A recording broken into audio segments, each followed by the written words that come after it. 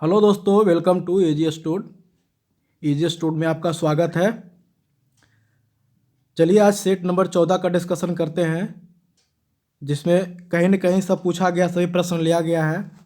तो ये बिहार सचिवालय के लिए वेरी वेरी इम्पोर्टेंट है। तो आइए सबको एक एक करके देखते हैं और सॉल्व करने का कोशिश करते हैं। तो देखिए, क्वेश्चन नंबर फर्स्ट लगा हुआ है और बोल रहा है, एक लड़के को किसी संख्या को 25 से गुना करने के लिए कहा जाता है, लेकिन वह उस संख्या को 52 से गुना कर देता है, तो उसका उत्तर सही उत्तर से 324 रुपया ज़्यादा 324 ज़्यादा आता है। तो गुना करने वाली संख्या क्या थी? तो देखिए, मान लीजिए संख्या को आप मान सकते हैं x, या तो एक भी मान लेते हैं। अगर जो संख्या को आप x मानते हैं, मान लीजिए एक संख्या है जिसको बोला था कि आप 25 से इसमें गुना कीजिए, लेकिन वो बच्चा क्या किया कि उसमें 52 से गुना कर दिया, तो उसका क्या आ गया, 324 रुपये ज़्यादा आ गया। तो यही कहने का मतलब क्या हुआ कि ये 52x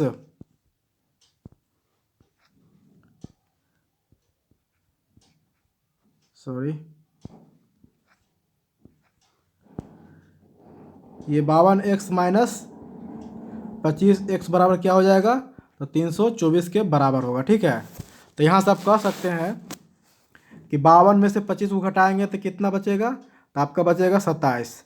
27x बराबर क्या आएगा, 324। तो यहाँ से x बराबर क्या आएगा, ये कट जाएगा आपका कितना बार में, तो आपका 12 बार में कट जाएगा। यही 12 आपका राइट आंसर होगा, जो कि किसमें, ऑप्शन नंबर ए में है। ठीक है, ये आसान सा प्रश्न था। चलिए चलते हैं question number next. Question number next क्या कह रहा है, देखिए, बोलता है 2 मेजों तथा 3 कुर्सियों का मूल्य 3500 रुपया है, जबकि 3 मेजों तथा 2 कुर्सियों का मूल्य 4000 रुपया है, तो प्रत्येक मेज का मूल्य कितना है? देखिए, इसको बनाने के लिए भी आसान सा एक तरीका है। देखिए क्या कह रहा है, 2 मेज प्लस 3 कुर्सी। मेज को आप एम कर दीजिए, कुर्सी को आप सी कर दीजिए। तो यहाँ से आप लिखिए 2 मेज प्लस 3 कुर्सी का मूल्य कितना है, तो आपको दिया हुआ है 3500 रुपया। ठीक है, फिर बोलता है 3 मेज तथा 2 कुर्सी का मूल्य कितना है, तो 4000 रुपया है। तो 3 मेज प्लस 2 कुर्सी का मूल्य कितना है, 4000 रुपया है। आपसे पूछ किस का रहा है, बोल रहा प्रत्येक मेज का मूल्य कितना है, मतलब एक मेज का मूल्य पूछ रहा है। तो ऐसा जब ये इक्वेशन बन गया, इक्वेशन ये फर्स्ट हो गया, इक्वेशन ये सेकेंड हो गया, और इक्वेशन फर्स्ट माइनस सेकेंड कर देंगे तो आपका ये मेज का मान निकल आएगा। तो सबसे पहले क्या करेंगे, कुर्सी का मूल्य को बराबर करेंगे। तो देखिए, यहाँ तीन तीन कुर्सी है, यहाँ 2 कुर्सी है, तो दोनों को बराबर करने के लिए क्या करेंगे, तो इसमें आप क्या कीजिए, टोटल में आप इसमें 2 गुना कर दीजिए, और इसमें आप कितना गुना कीजिए, तो यहाँ 6 आ जाएगा, यहाँ पे 3 गुना कर दीजिए। देखिए, अब यहाँ जब 2 गुना कीजिएगा, सब में 2 गुना होगा, तो क्या होगा यहाँ से, तो 2 दूना 4 मेज प्लस 2 तिया 6 कुर्सी बराबर क्या होगा यहाँ, तो 35 दूना 70, 7000 होगा। ठीक है, इतना समझ में आया होगा। जब इसमें 3 गुना करेंगे तो यहाँ पे आ जाएगा 9 मेज प्लस 3 दूना 6 कुर्सी बराबर कितना आ जाएगा, तो 4 तिया 12000, ये आ गया। अब यहाँ से क्या करेंगे, इक्वेशन 1 माइनस 2 कर देंगे, आपका आंसर आ जाएगा।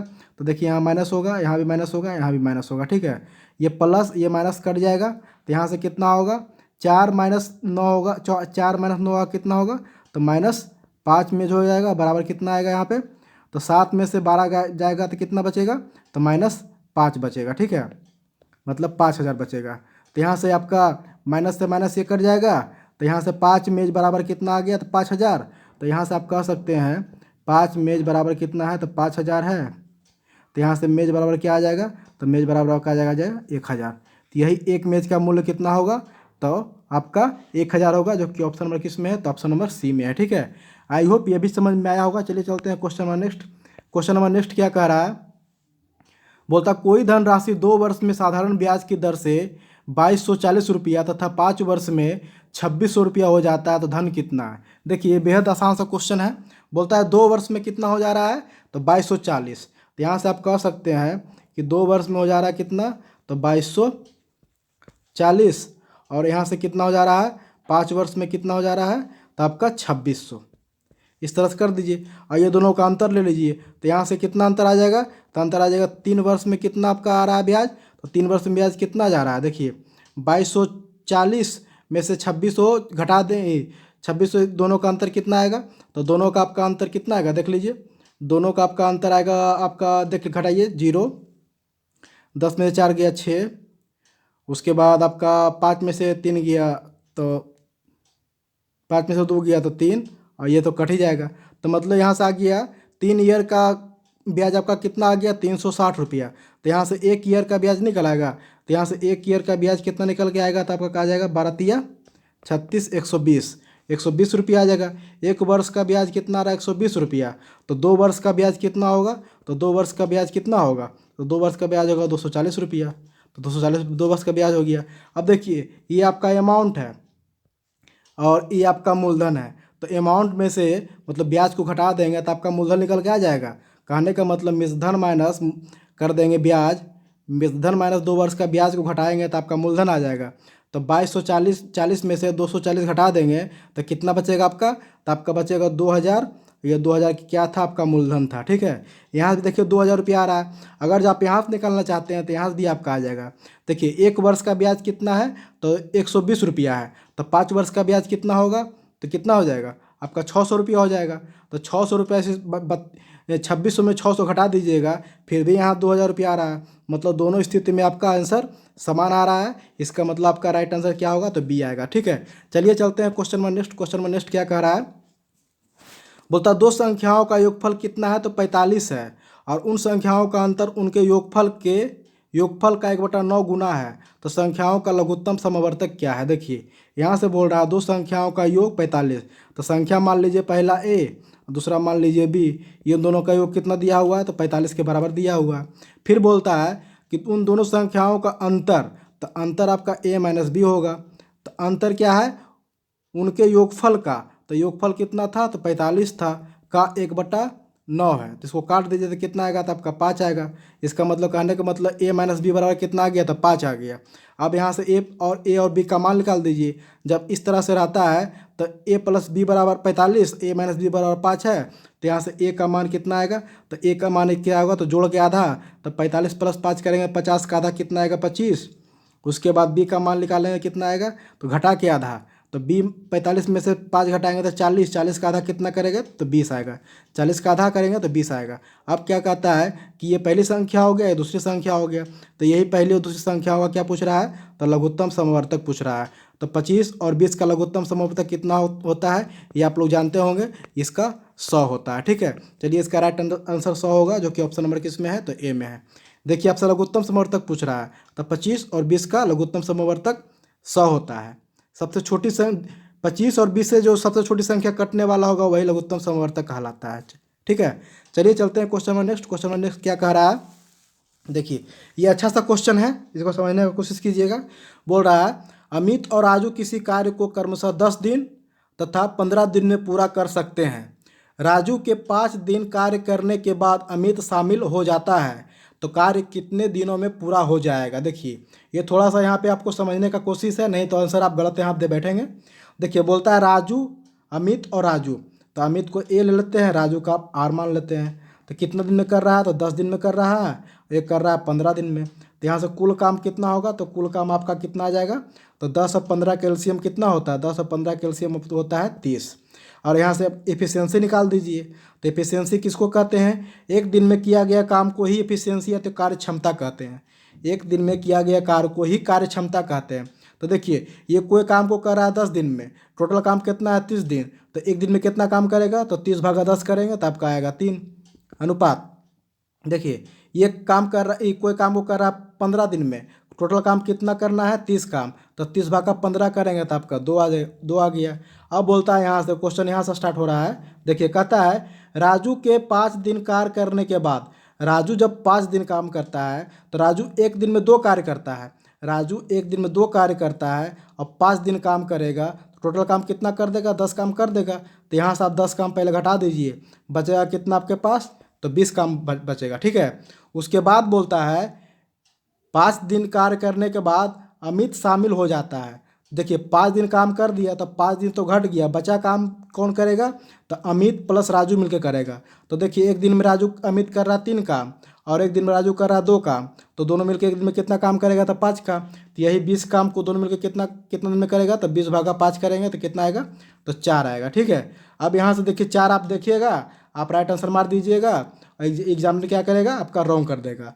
आपसे पूछता है तो कार्य कितने दिनों में पूरा हो जाएगा, मतलब टोटल काम कितना दिन में पूरा हो जाएगा? तो टोटल काम आपका 30 था ना, तो 5 दिन तो यहाँ ये किया, क्या उसको बोलते हैं, राजू किया, और दोनों मिलकर के यहाँ 4 दिन में, तो 5 4 9 दिन आपका राइट आंसर होगा, जो कि ऑप्शन नंबर किस में है? तो सी में है। ठीक है, यहाँ पे देखिए 5 + 4 बराबर कितना होगा? 9। ये 9 दिन आपका राइट आंसर होगा। चलिए चलते हैं question number next. Question number next क्या कह रहा है? देखिए 53 रुपया को एक्स वाई जेड के मध्य इस प्रकार विभाजित किया जाता है कि जितना वाई को मिलता है उससे ₹7 एक्स को अधिक मिलता है, तथा जितना जेड को मिलता है उससे ₹8 वाई को अधिक मिलते हैं, तो उनके हिस्सों का अनुपात क्या होगा? देखिए इसको बनाने के लिए सबसे आसान तरीका क्या? ऑप्शन से चेक कर लीजिए। ठीक है, अगर जो ऑप्शन मिल जाता तो सही है, आप इसको जोड़ के देख लीजिए। 20 18 17 को जोड़िए 53 आता है, तो 8 8 7 15, लास्ट में 3 नहीं आ रहा, ये नहीं होगा, ये नहीं होगा। उसके बाद इसको जोड़िए 15 12 25, 5 2 7 7 5 12, ये भी नहीं होगा। उसके बाद इसको जोड़िए 8 5 13, लास्ट में 3 आ रहा है, तब 13 के 3 हाथ में 1 1 2 2 4 4 1 5, देखिए 53 आ रहा है, यही आपका राइट आंसर होगा। अदरवाइज इसको बनाना चाहते हैं तो कैसे इसको बनाइएगा? मान लिया जाए एक्स को, यहाँ देखिए पढ़िए, बोलता है कि शुरू से पढ़ लीजिए फिर से। 53 को ₹53 को एक्स वाई जेड के मध्य इस प्रकार विभाजित किया जाता है कि जितना वाई को मिलता है, जैसे एक्स है, वाई है, जेड है, जितना वाई को मिलता है उससे ₹7 एक्स को अधिक मिलता है, तो मान लिए जाए, तथा जितना जेड को मिलता है उससे ₹8 वाई को अधिक मिलता है, मान लिया जेड को कितना मिल रहा है? तो एक्स मिल रहा है। ठीक है, उसके बाद बोलता है कि वाई को जेड से ₹8 अधिक मिलता है, तो एक्स + 8 मिलेगा। उसके बाद फिर बोल रहा था कि यहाँ पे कि जितना वाई को मिलता है उससे ₹7 एक्स को अधिक मिलता है, तो यहाँ से एक्स प्लस कितना हो जाएगा? तो एक्स प्लस आपका 15 हो जाएगा, क्योंकि 8 7 15 हो गया। अब यहाँ से जोड़ लीजिए 1 एक्स 2 एक्स 3 एक्स प्लस 15 8 कितना होता है? तो 15 8 आपका होता है 15 5 20 3 23 का वैल्यू कितना है? तो टोटल आपका 53 के बराबर है। तो यहाँ से 3x के बराबर क्या हो जाएगा? तो 23 उधर घट जाएगा, तो आपका 0 3, तो यहाँ से x बराबर क्या आ जाएगा? तो x बराबर आपका 10 आ जाएगा। x बराबर 10 आ गया, तो बोलता है कि उनके हिस्सों का अनुपात क्या है? तो देखिए x बराबर 10 आ गया, पहला हिस्सा ये है, दूसरा हिस्सा ये है, तीसरा हिस्सा ये है, तो x का मान आप 10 निकालवे किए हैं, और x के मान आप यहाँ पर रखिएगा 10, तो 10 + 8 कितना हो जाएगा? तो 18 हो जाएगा। उसके बाद 10 यहाँ रखिएगा, तो 10 + 15 कितना हो जाएगा? तो आपका 25 आ जाएगा। तो देखिए 25:18:10 कहीं है, तो 25:18:10 आपका ऑप्शन नंबर सी में है। ठीक है, आई होप ये भी समझ में आया होगा। चलिए चलते हैं question number next. Question number next क्या कर रहा है? देखिए बेहद आसान सा क्वेश्चन है, लेकिन इसको एग्जाम हॉल में कुछ मतलब स्टूडेंट क्या करते हैं, जल्दीबाजी में जल्दी बनाते हैं और आंसर गलत देकर चले आते हैं। सोचते था आज तो मेरा शिफ्ट में क्वेश्चन आसान आसान था, मेरा स्कोर अच्छा होगा, लेकिन ऐसा कुछ नहीं है। अगर जो ध्यान से बनाएगा तभी क्वेश्चन सही होगा। बोलता 3 के प्रथम 5 गुणजों का औसत क्या है? तो देखिए पहला है 3, दूसरा है 6, तीसरा है 9, चौथा है 12 और पाँचवा है 15। तो इसी का बोलता औसत। तो देखिए अंतर जब समान हो तो औसत कैसे निकालते हैं? तब लास्ट प्लस फर्स्ट को जोड़ करके 2 से भागा दे देते हैं, तब 15 3 कितना होता है? 18 भागा 2 कर देंगे तो आपका 9 आंसर आ जाएगा, जो कि ऑप्शन नंबर किस में है? तो डी में। ठीक है, कैसे निकाले हैं? बोलता है 3 के प्रथम 5 गुणजों का औसत, तो 3 का 5 तक गुणज करेंगे तो 3 दूना 6, 3 तिया 9, 3 चौक 12, 3 पचे 15, 5 गो हो गया, पहला दूसरा तीसरा चौथा पाँचवा, 5 गुणज हो गया। अब बोलता है इसका औसत। तो देखिए जब अंतर समान हो, देखिए यहाँ भी 3 और 6 और 3 का अंतर 3 है, और 9 और 6 का अंतर 3 है, 12 3 का अंतर 3 है, 15 और 12 का अंतर 3 है। जब अंतर समान हो तो फर्स्ट और लास्ट को जोड़ करके 2 से भागा कर देते हैं, आपका औसत निकल आ जाता है। अगर जिस तरह से समझ में नहीं आया तो सारा को जोड़ दीजिए, उसके बाद 5 से भागा दे दीजिए, आपका औसत आ जाएगा। आई होप ये भी समझ में आया होगा। चलिए चलते हैं question number next. Question number next क्या कर रहा है? देखिए सिंप्लीफिकेशन का क्वेश्चन है, ले लिए क्योंकि इस तरह से भी क्वेश्चन बनता है, क्योंकि अभी प्रीवियस ईयर में कहीं ना कहीं पूछा गया प्रश्न है, ठीक है, इसीलिए ले लिए हैं। अदरवाइज इस तरह से क्वेश्चन लेने का कोई तुक नहीं मेरा रहता है। देखिए बोल रहा है कि 100 गुना 10 माइनस 100 प्लस 2000 डिवाइडेड बाई 100। तो क्या करेंगे, पहले क्या होता है बोर्ड मास के नियम में, पहले होता है भागा, तब फिर होता है गुना, तब फिर होता है प्लस, तब फिर होता है माइनस, ठीक है। उसके पहले भी बहुत कुछ होता है, लेकिन अभी इसमें इतना ही लग रहा है तो इतना ही जानिए, ठीक है।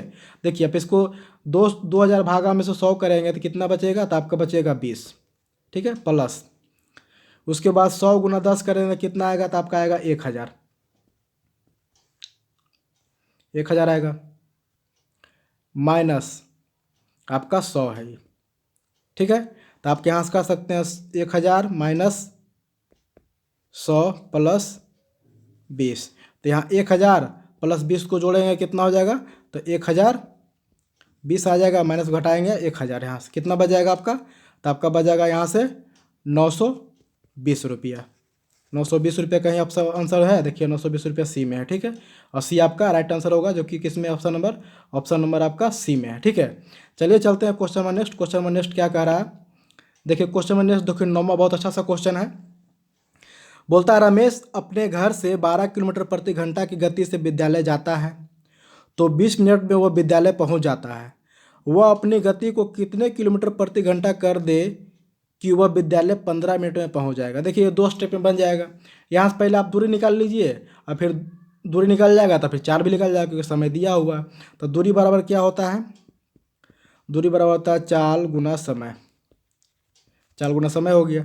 चाल पहला स्थिति में कितना दिया हुआ 12, समय कितना दिया हुआ था आपका 20 मिनट, तो 20 गुना कर दीजिए, तो ये मिनट में इसको घंटा बदले 60 से भागा दे दीजिए, तो 15 चौक 60 हो गया, ये कट जाएगा आपका 5 बार में, ठीक है। तो टोटल आपका कितना आ गया, यहाँ से दूरी आपका आ गया 5 किलोमीटर, दूरी आ गया आपका 5 किलोमीटर। और उसके बाद बोलता है दूरी आपका आ गया 5 किलोमीटर, सॉरी 12 किलोमीटर, यहाँ सॉरी गलती हो रहा है, फिर से देख लीजिए।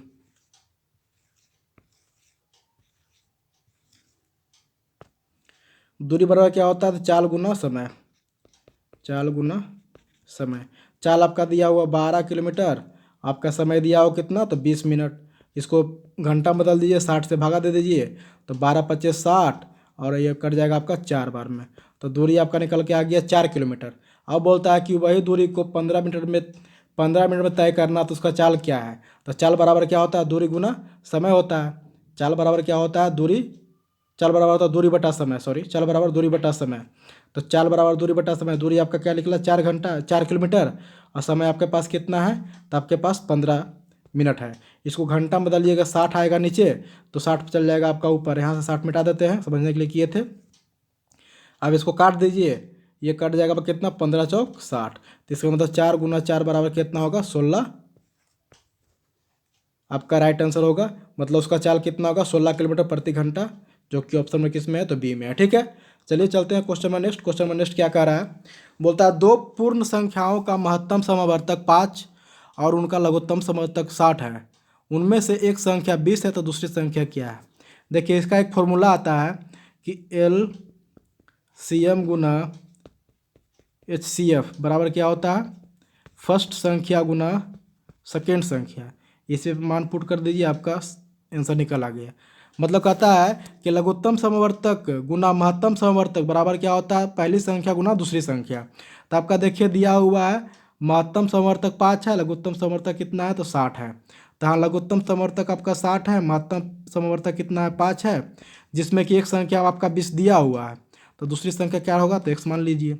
यहाँ से देखिए 20 दिया 60, तो यहाँ से x बराबर कितना आ जाएगा, तो 5 दिया 15, ये 15 आपका राइट आंसर होगा, जो कि किस में ऑप्शन नंबर डी में है, ठीक है। आई होप यहाँ तक का जितना क्वेश्चन लिया गया था आप लोगों को समझ में आया होगा।